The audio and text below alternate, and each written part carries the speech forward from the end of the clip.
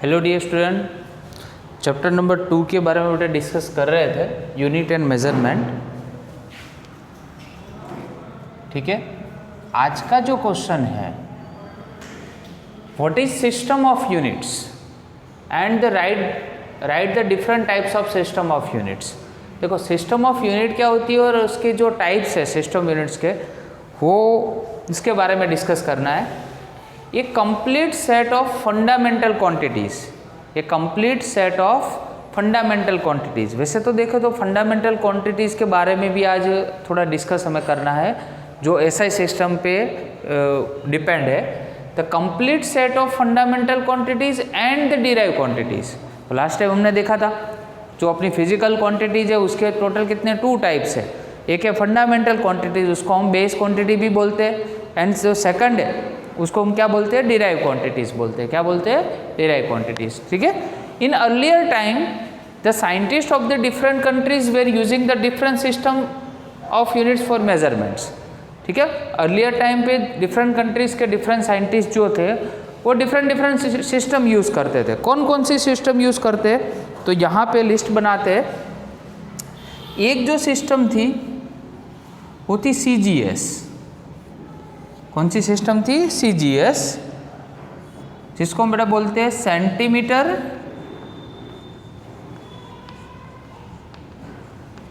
G for gram, centimetre, gram and second,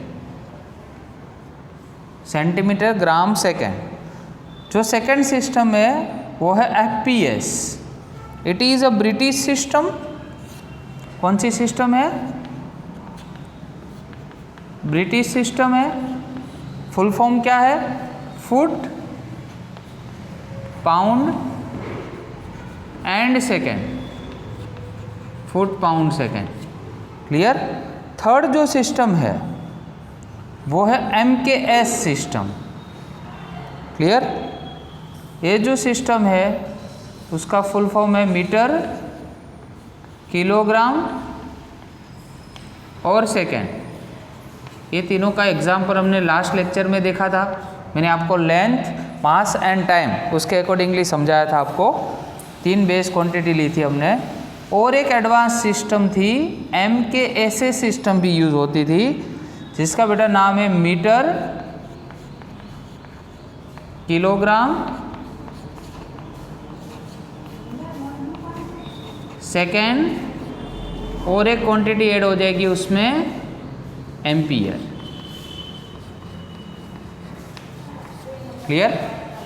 चलो, और last जो सिस्टम है, लास्ट सिस्टम का नाम है SI, system international currently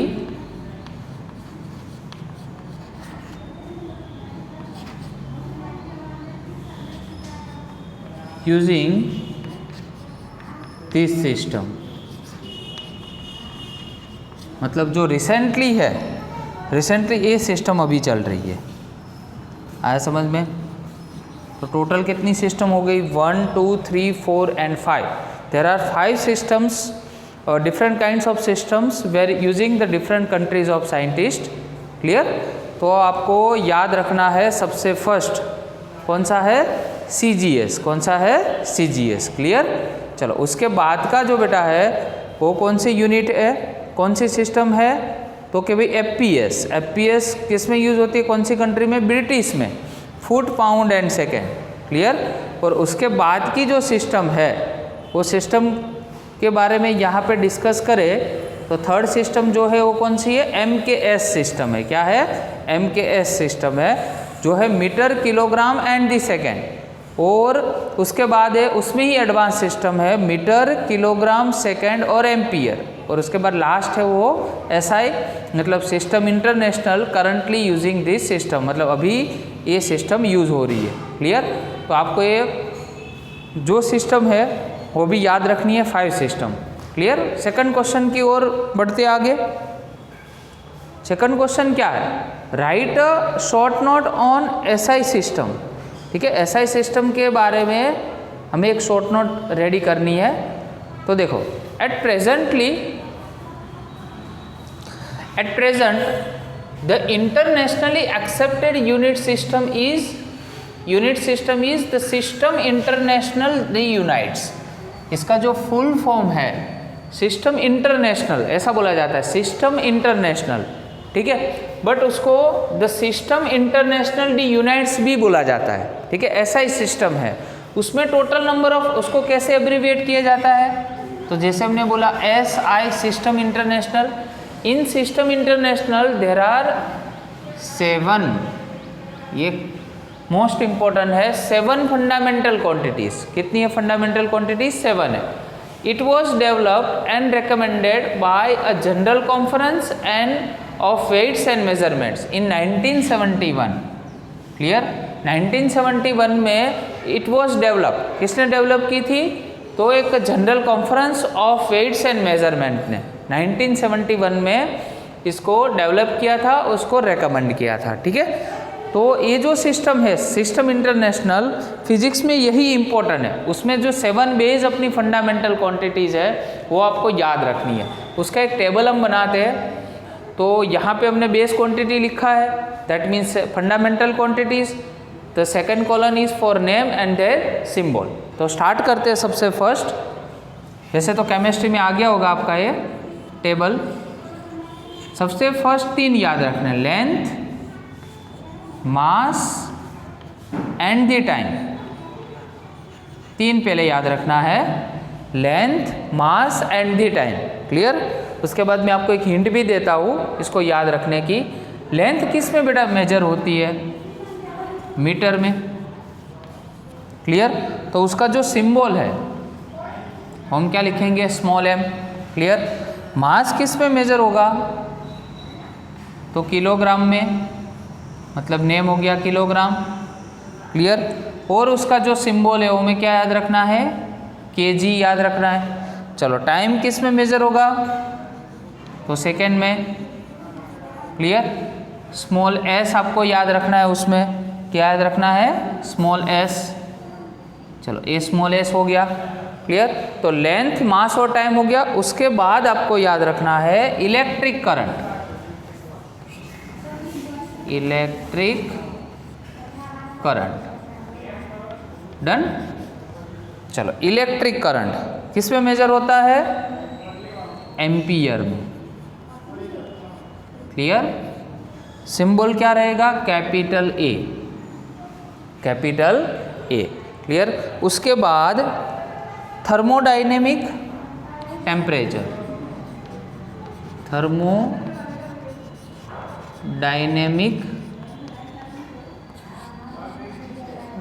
temperature. Thermodynamic temperature बेटा किस में मेजर होगा? केल्विन में। Capital K। क्लियर? केल्विन में मेजर होगा। और क्या लिखेंगे उसमें? Capital K। थर्मोडायनेमिक टेम्परेचर याद रखना है सबसे लास्ट। तो फर्स्ट हो गई बेटा length, mass, time, electric current, thermodynamic temperature. कितनी हुई टोटल क्वांटिटीज अभी? 1 2 3 4 5। अभी 2 क्वांटिटी और रहेगी ना, उसको यहाँ पे टू बी कंटिन्यू करते हैं। ठीक है, इस साइड पे कंटिन्यू करते हैं इस क्वांटिटी को। चलो, उसके बाद है अपना थर्मोडायनेमिक टेम्परेचर। तो थर्मोडायनेमिक टेम्परेचर के बाद कौन सी क्वांटिटी यहाँ पे हम दिखाएंगे? तो यहाँ पे टेबल में लिख देते हैं।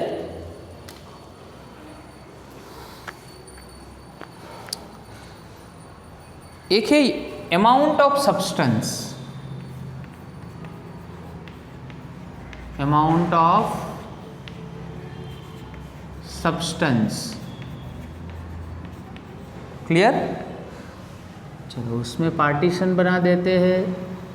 अमाउंट ऑफ सब्सटेंस, उसके लिए नेम है मोल। MOLE। और सिंबल भी मोल ही है, बट MOL लिखा जाता है। क्लियर? चलो, अमाउंट ऑफ सब्सटेंस। और लास्ट है luminous intensity. Luminous intensity. Clear? उसमें सिंबल है कैंडेला, यहाँ पे क्या लिखेंगे CD, क्या लिखेंगे CD। क्लियर? चलो इतने यूनिट आपको 7 जो अपनी बेस क्वांटिटी है वो 7 बेस क्वांटिटी में अपने याद रखना है। क्लियर? चलो तो हिंट क्या है? चलो बेस क्वांटिटी तो अपनी 7 हो गई, याद रखने की हिंट क्या है? ठीक है, तो मस्ट रिमेंबर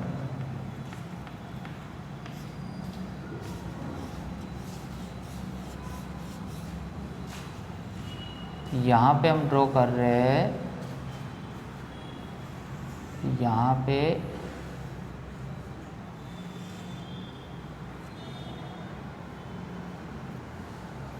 एक ये ट्यूब लाइट है,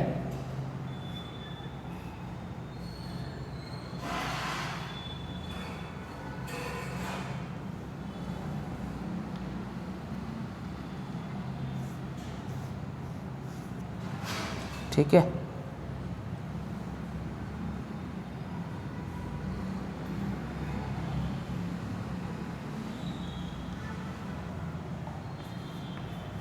स्विच है, स्विच बोर्ड है और एक ट्यूब लाइट है। एग्जाम्पल याद रखना है आपको, स्विच बोर्ड है और दूसरा क्या है बेटा, ट्यूब लाइट है।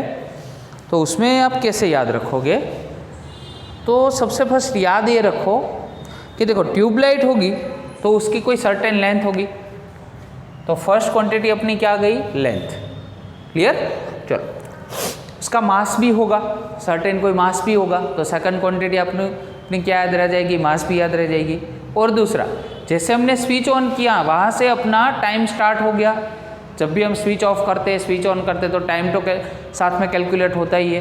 तो 3 क्वांटिटी याद रह गई, ट्यूबलाइट है उसकी लेंथ, ट्यूबलाइट का मास और ट्यूबलाइट का टाइम। आया समझ में? तो 3 क्वांटिटी याद रह गई। कौन कौन सी? फर्स्ट है length, mass and the time. Length, mass and the time. Length किस में मेजर होती है, मीटर में, और उसका सिंबल बेटा क्या है, स्मॉल m है। क्या है, स्मॉल m। क्लियर? चलो वैसे ही मास किस में मेजर होता है, किलोग्राम में, तो नेम में आ गया किलोग्राम और केजी, और टाइम सेकंड में और s। क्लियर? तो ये जो 3 था, ये जो फर्स्ट जो क्वांटिटी है 3, उसको हम देते हैं ग्रुप 1, इसको ग्रुप 1 में ऐड कर देते हैं। क्लियर? उसके बाद ग्रुप 2। चलो जैसे ही आपने ट्यूबलाइट ऑन की तो उसमें से करंट पास हुआ, ठीक है, वोल्टेज आता है, तो वोल्टेज अपने पास घर पे कितना होता है, 220 वोल्ट AC होता है, तो 220 वोल्ट AC से उसमें करंट भी पास हुआ, तो आई इलेक्ट्रिक करंट। ठीक है, अभी थोड़ी देर के बाद इसमें हीटिंग का कंसेप्ट है, क्योंकि वायर में रेजिस्टेंस होता है। ठीक है, वायर में रेजिस्टेंस होने से क्या हो गया, वायर गर्म हो गया। गर्म हो गया दैट मीन्स वहाँ पे टेम्परेचर का कंसेप्ट आया, तो थर्मोडाइनेमिक टेम्परेचर, हीट आई वहाँ पे। क्लियर? तो वहाँ से हमें टेम्परेचर याद रह जाएगा इसके बेस पे। तो इलेक्ट्रिक करंट जैसे ही पास हुआ, ठीक है, तो उसमें टेम्परेचर की कंसेप्ट आया, तो उसमें थर्मोडाइनेमिक टेम्परेचर याद रह जाएगा। अभी इलेक्ट्रिक करंट तो एम्पियर, एम्पियर में कैपिटल A। उसके बाद थर्मोडाइनेमिक टेम्परेचर तो केल्विन, केल्विन में क्या आता है, कैपिटल K। याद रह गया इतना? क्लियर? ओके, चलो next one, amount of substance. Amount of substance मतलब वो तो होता ही है ना, कोई भी मैटर होता है तो उसमें क्या होता है, अमाउंट ऑफ सब्सटेंस तो होता ही है। क्लियर? तो यहाँ पे जो भी हमने ट्यूबलाइट यूज़ की है तो उसमें तो कौन सा, वो एल्यूमिनियम की अगर उसमें पट्टी आती है, क्लियर, तो उसमें भी अमाउंट ऑफ सब्सटेंस तो होगा ही। तो अमाउंट ऑफ सब्सटेंस मोल और MOLE लिखेंगे और लास्ट में क्या लिखेंगे, मोल। और ल्यूमिनस इंटेंसिटी, जैसे हम लाइट इंटेंसिटी बोलते हैं, ठीक है, क्या बोलते हैं, लाइट इंटेंसिटी। उसमें से लाइट, ट्यूबलाइट आपने ऑन की तो उसमें से लाइट आई ना, तो उससे आपको याद रह जाएगा ल्यूमिनस इंटेंसिटी। क्लियर? उसको किस में यूज़ करते हैं, कैंडेला में और CD में। क्लियर? तो आपको सबसे फर्स्ट याद रखना है ट्यूबलाइट। ट्यूबलाइट में क्या होगी, लेंथ होगी, ट्यूबलाइट का मास होगा, टाइम आपने स्विच ऑन ऑफ किया मतलब टाइम याद रह गया, क्या पास हुआ उसमें से, इलेक्ट्रिक करंट पास हुआ। तो इलेक्ट्रिक करंट पास हुआ जिससे इसमें वो गर्म हुई, गर्म से याद क्या रह जाएगा अपना टेम्परेचर, तो थर्मोडाइनमिक टेम्परेचर याद रह गया। उसके बाद उसमें सब्सटेंस होता है, कोई भी मैटर होता है तो उसमें क्या होता है, सब्सटेंस होता है, तो अमाउंट ऑफ सब्सटेंस याद रह जाएगा।